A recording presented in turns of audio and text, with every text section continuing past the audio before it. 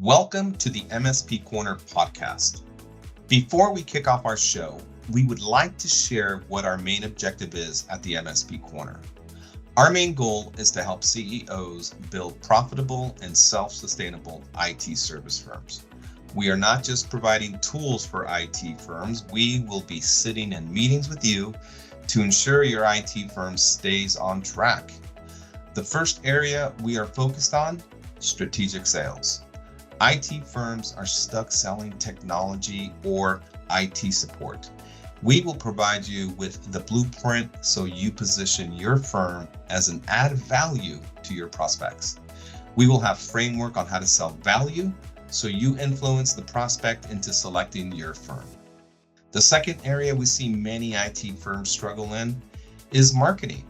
90+% of businesses rely on antiquated marketing methods. The most popular choice, word of mouth. We have proven methods on how to attract the ideal prospect. Our framework will include how to become the online authority and be the business influencer for an industry. The third component to our package, scaling. IT firms walk away from opportunities because they lack the bandwidth or skill set to scale. We have lined up reputable businesses so our members can hire on-demand resources that will allow them to scale their business. The fourth area we will offer help in, selecting the right tools. In order to deliver value, you need the right tech stack. Our platform will offer information on products that are the ideal choice for MSPs. The fifth area we will offer help in is with documentation. Templates are a critical component when building an MSP. We will have contracts, proposals, SOWs, collateral, and much more in the template section. You will have every document you need to start up your managed IT service business. Thank you for tuning in. Let's go to our next podcast. Hello, everyone. Thank you for tuning into the MSP Corner Podcast. I am your host, Fernando Leon.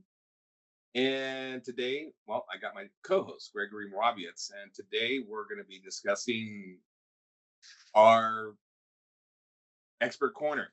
The show we're going to be having later today, and we'll just give you guys a little preview of what we're going to be discussing. So let me go over that agenda. Every day, every show we have an introduction, but what we're going to dive in just a little into the audit. The audit is the doorway to trust, how, the approach that you need to take. The 3-part audit, teachable moment, what to look for, running the report, follow-up etiquette, and then a quick plug on the MSP Corner, and then some closing thoughts. So real quick introduction. During this podcast, the goal is to bring real-world strategies to help IT service providers grow stronger, smarter, and more profitable. And today, Gregory and I, he's the CEO of our own MSP. So we're at the front lines. We're in these meetings. We understand the processes.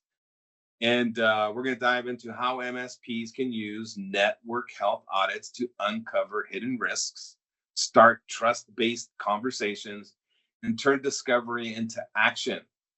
And if you've ever struggled with how to sell without selling, we're going to discuss this topic with Gregory, because Gregory he's a unicorn. We call him the unicorn because he is brilliant when it comes to technology, but he's also brilliant with people. He knows how to read a room. He knows when to speak, when not to speak. And he just says the right amount of words that someone needs to say. He doesn't overtalk. He's not an overtalker or a close talker, thank goodness. But let's start this show up with the first segment, why the audit is the doorway to trust. Because the goal of the audit, of the network audit, let's just make that really clear. It's a network health audit. It isn't a pitch. It's to uncover risk, and one of the most important words you're going to discover is you want to build urgency, because that urgency is going to be persuasive. Now, Greg is the master with analogies.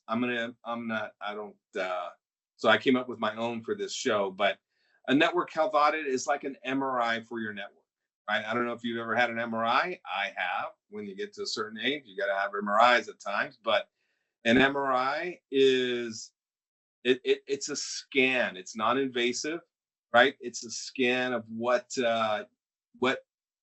is the health of your network. And this resonates with clients and gives them a way for them to relate. Now,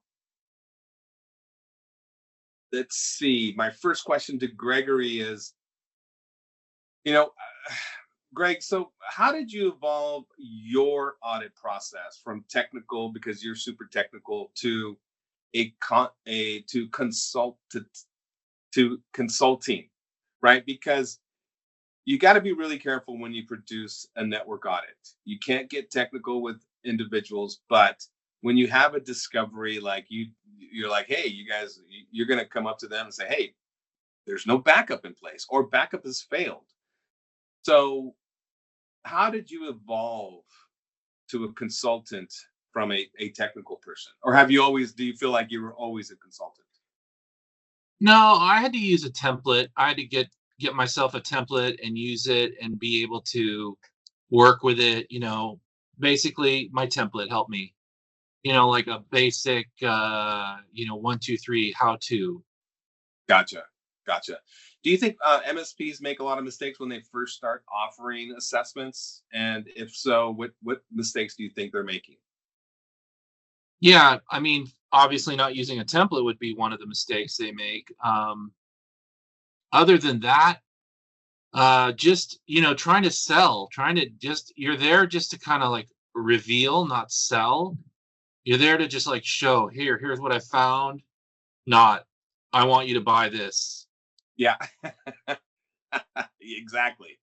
You don't want to sound salesy. You don't want to turn into a car salesman. You want to, exactly what you say, reveal, explain in layman's terms that, hey, backup, you don't want to, I wouldn't say backup has failed. I would say, hey, if somebody downloaded ransomware, you're going to lose a week's worth of work or whatever, right? You could say Right. something along those lines, because they got to feel the impact. They got to know that, ooh, just saying, oh, backups failed, oh, that doesn't mean anything to anybody, right?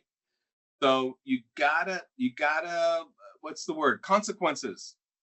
Illustrate the consequences of what could occur if they don't address it, because this is going to make you look great, right? If you find gaps, or you find major problems on the network, you're not only going to be able to prove it, but it's like, hey, this is what we discovered, and you're not, you're in bad shape. You're going to have a heart attack. That's the consequence, is you're going to have a heart attack and you might not recover.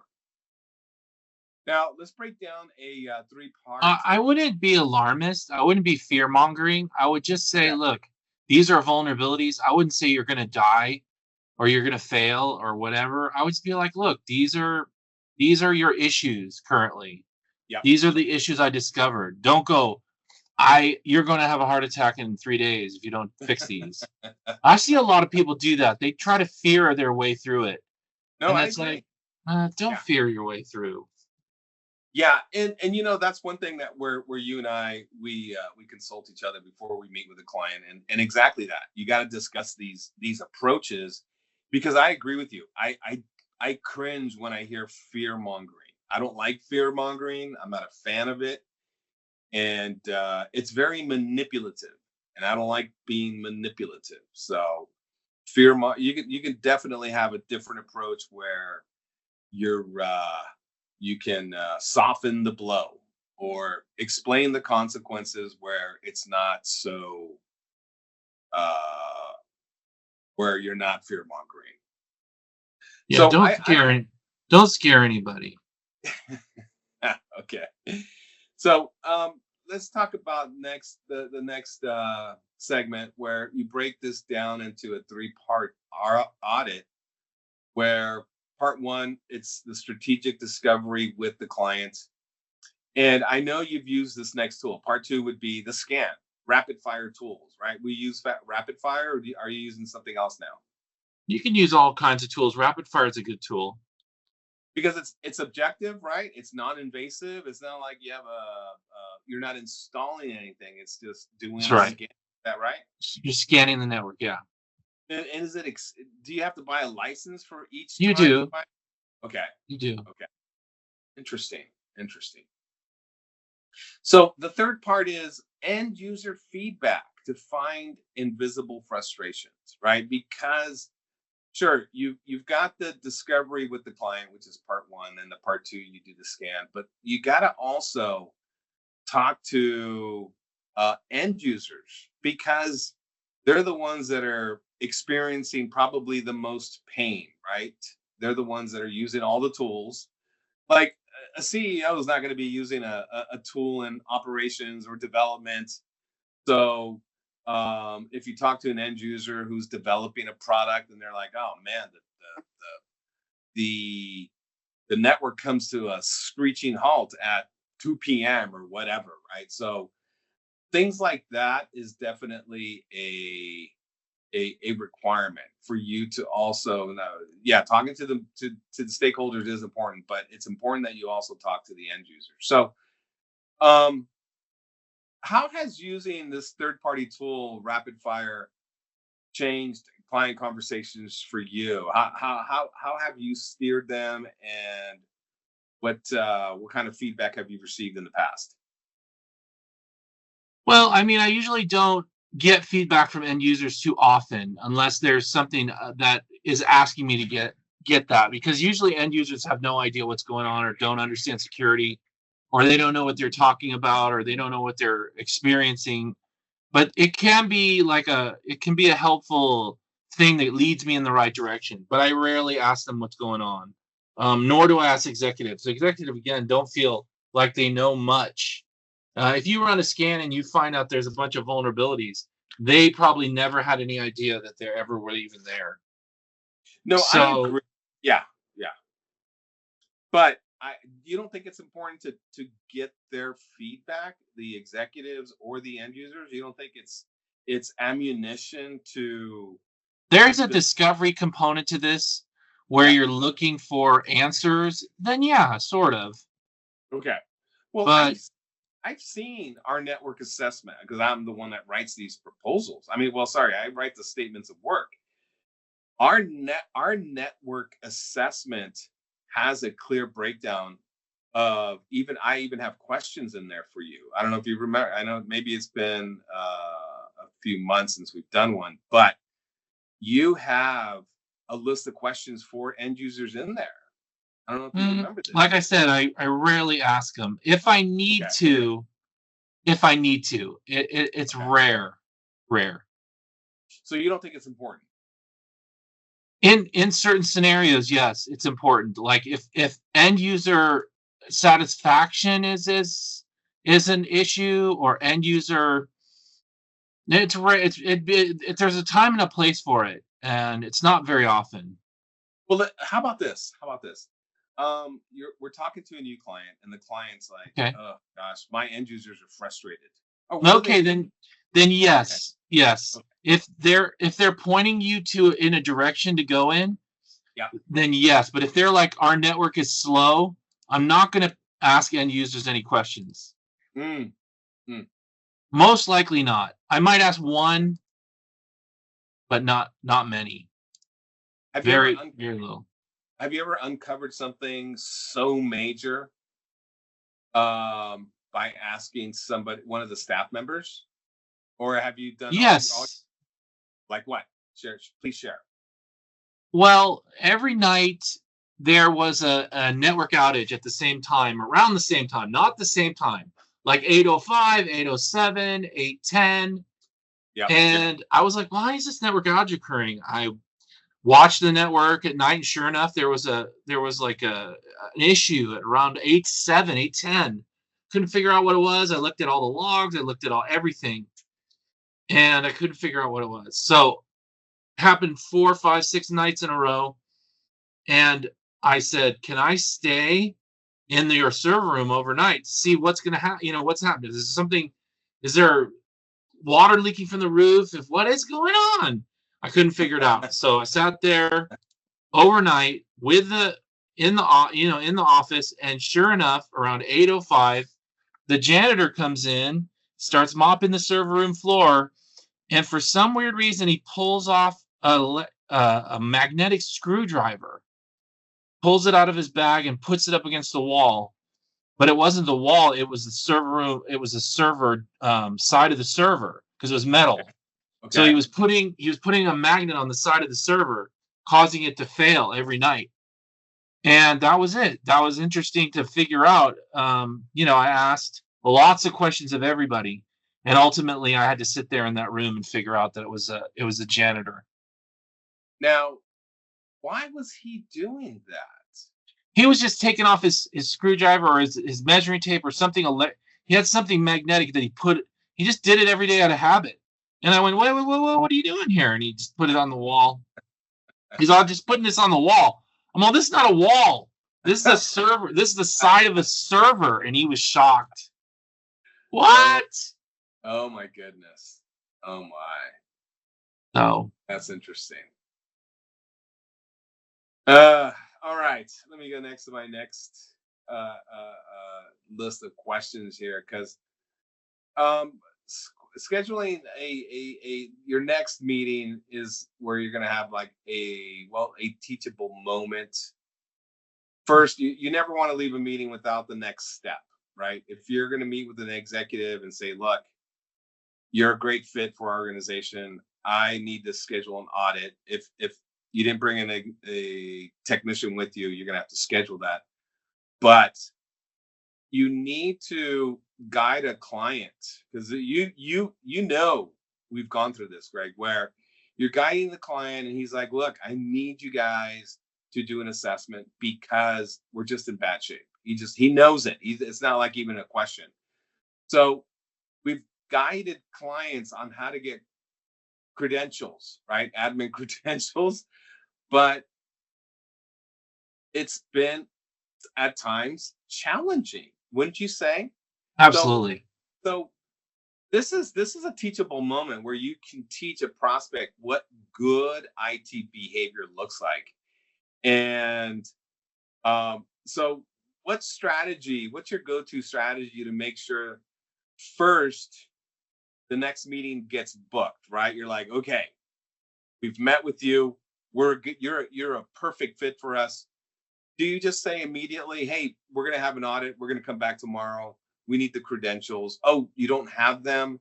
What would you say if he doesn't have them and there's an IT provider there? How can you finagle, or finagle is not the right word. How would you ask them to influence the IT provider, not to raise any alarms? Because it's hard. Wouldn't you say it's very challenging? I think that anybody who has an IT company that doesn't share their passwords and their information is in a hostage situation. And I would tell that to the customer in no uncertain terms. I'd say you're being held hostage by your IT provider. They're holding data, they're holding information hostage from you that you can't have. You should have access to all your data all the time. You should never be left without your data. I think that's a crime. Yep. No, I agree. Yeah, that's not fair. It's your information. You should always have access to it. Yeah, no, I agree. It's theirs. It's like it's like Microsoft locking you out of their environment, right? It's like, hey, that's your environment. You pay for it. You own it. They can't be locking you out. Right. You shouldn't be held hostage. Nobody should say, oh, well, if they don't pay their bill or they piss me off, I'm going to ruin their company. No one should ever say that. That's super unprofessional. I see it all the time. Do I see it all the time? Absolutely. So have you ever had to coach a client through how to get credentials from a difficult provider, or do you just do a hostile takeover? Yeah, sometimes. Sometimes I remind them that their data, it's their data. and they should be able to get access to it at any time they want. And they should like lead with that. This is my information. I want it. I should be able to have it, you know. But then the IT people pretty much figure out what's going on. They're like, oh, you're gonna replace me or something, and then they batten down the hatches. But yeah, it's not cool. It's hostile takeover is possible. I mean, anyone, any computer, anytime you get me in front of it, I'll get in there. Nothing can stop me, you know, unless, I mean, nothing really. I can't think of anything that could stop me from gaining access to a computer that I want to have access to. So it's like, what's the point? Why would you put me through that exercise when I'm just going to be able to access it no matter what you do or say? I'm just going to be able to get into it anyway, just by being. It's just hurting me. It's not hurting the company, right? Yep. So I don't know. It's a dick move, if I can say that. So I one of the topics we're going to be discussing during the Expert Corner is what to look for during the audit. So like focusing on risks that will have an impact on a business, such as compliance or downtime, security gaps, and common red flags like failed backups, let's say missing multi-factor authentication, orphaned accounts. So what are the top 3 red flags you're always looking for in an audit? Red flags. Yeah, like no identity. You don't have any kind of identity. That's not good. If you have no backups, of course, that's horrible. Those 2 things. Yeah, but is there specific industries that are like, would you say are, well, I think everybody has very common challenges such as security, backup, and would you say disaster recovery policies are always in place, or is that like the biggest challenge with a lot of firms? No, people don't usually do disaster recovery. That's very rare. So why is that? It's an IT term. It's like an IT kind of thing, and you don't sit around discussing it like at dinner time, you know? Yep.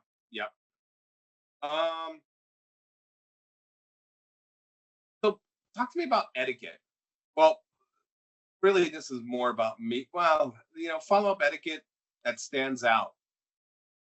When it's really this falls on me because when we're meeting with clients, we're always I'm very religious about setting things or having follow-ups, and I like to keep the client up to date of what's going on, like sending them a summary email about what we talked about, what are the next steps. Okay, someone's going to do the audit. Here's the list of items of what to expect, et cetera, et cetera. Do you think small gestures like sending a thank you note or like a gift card, do you think those still matter? Yes. Really? Yeah. I mean, for some old school people, it does, but like you and me, like maybe you and me, but for old school customers, yes. For like some kid who's running a new $20 million company or whatever, probably not so much. But old school people definitely appreciate that stuff. So. No, I hear you. It's I agree. They like things like that. I agree. Like a little even a $10 Starbucks gift card. Wouldn't you say that would go a long way? Yeah, absolutely. Yeah. No, I agree. Definitely old school people are into that stuff for sure. Well, you and I are I'm already in my 60s. You're approaching 60. I think the generation ahead of us, they're getting ready to retire. I don't think they're the old school people. I think they're think they're getting ready to retire? What do you think? A little bit. It's coming up. It's not long off. You're right. Dude, the Oracle of Omaha is what, 95? Yeah, He's you're not, right. and he's not retiring until end of the year. He's crazy. I can't That believe that guy. no, that's amazing. That is amazing. That is amazing. All right. Hey, I'm going to wrap this up. So with before my closing thoughts, I'm just going to give everybody a quick plug on the MSP Corner. Obviously, we're on a mission to deliver valuable content like we're talking today, because this is going to help you guys on your next meeting, getting ready for audits, what tools you should use, what your approach should be when you're sharing the evaluation, doing the reveal, like Gregory was saying. It's important. And as founders of an MSP, we know your struggles. We've gone through them. We've been doing this for almost 30 years. And it's one of the reasons we developed this platform. So it can help you it'll help guide you through a lot of these challenges. So we're going to be offering frameworks that solve the marketing and selling challenges. Plus, we're lining up resources to help you scale without any investment, implementing a SOC, a 24/7 SOC, without having any type of long-term commitments with licensing or having to hire full-time people. I mean, there's lots of resources we're going to have available to you guys. All right, so my closing thoughts are, if you're trying to grow your MSP by selling smarter, not harder, the Network Health Audit is one of your most powerful tools, because it's going to open doors to bigger conversations. You'll be able to build stronger trust, and it just gives a clear action plan, right? With the reveal, it provides your prospective clients a roadmap to solving a lot of their challenges. So big thanks to Gregory for sharing his insights. And if you want to go deeper, join our Expert Corner webinar on May 29th at 10 a.m. Pacific Standard Time.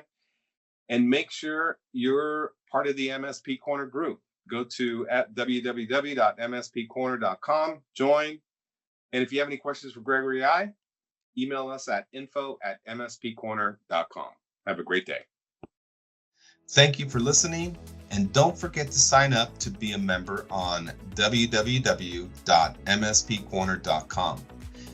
Please share our link with a CEO who will find our information beneficial to their business.